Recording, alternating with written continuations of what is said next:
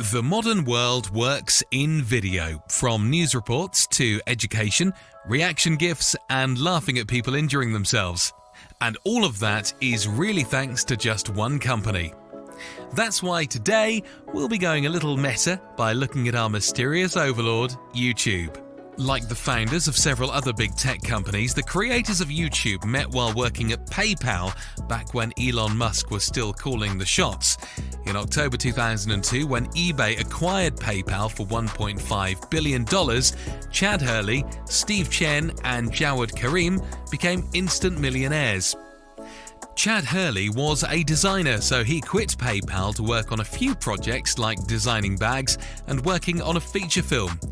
Jawed Karim actually finished his degree online, while Steve Chen stuck around at PayPal for a few more years.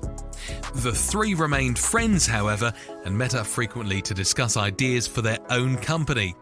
That actual spark that inspired YouTube is a different story, depending on which founder you talk to. It was either because they couldn't send large videos, or because they couldn't find footage of Janet Jackson's famous wardrobe malfunction.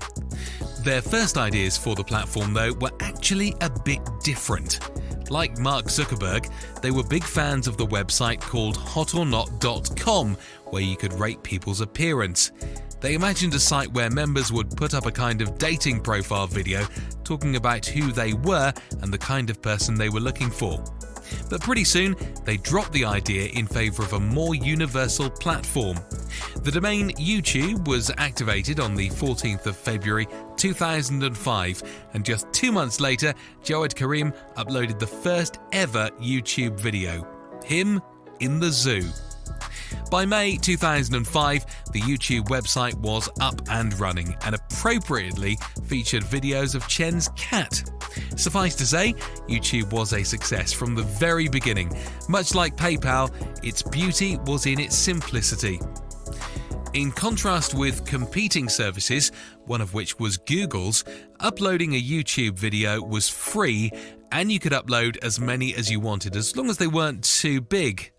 But with no way to profit from their service, YouTube was burning money fast. Luckily, the PayPal mafia were here to help, the former CFO, Roloff Botha, investing $3.5 million in seed funding around September 2005.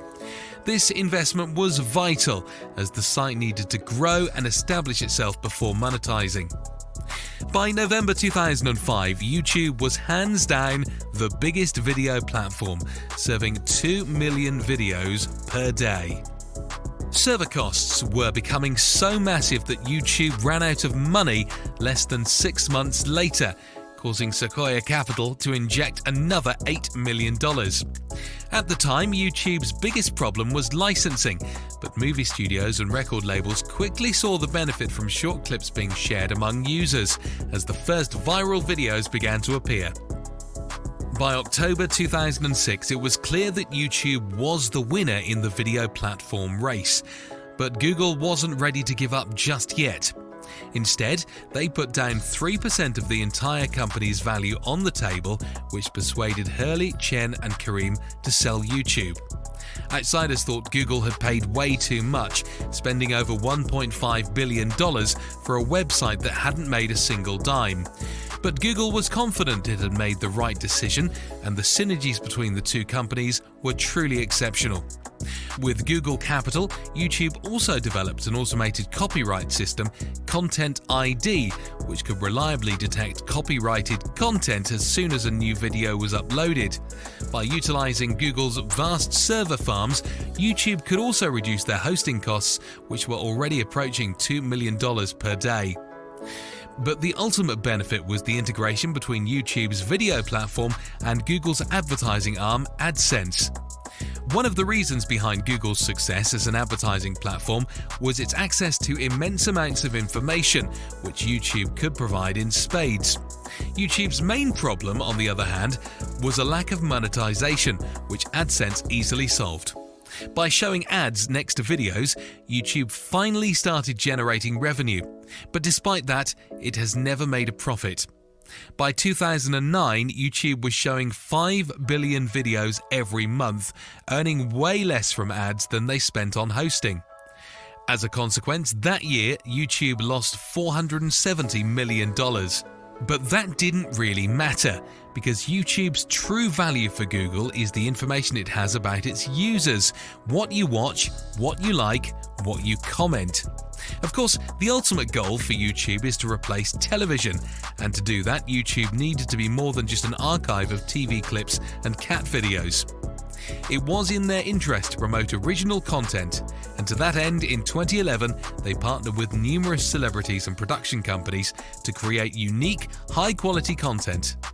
After a $300 million investment in March 2013, YouTube was ready for the next step in its master plan, moving towards a subscription model.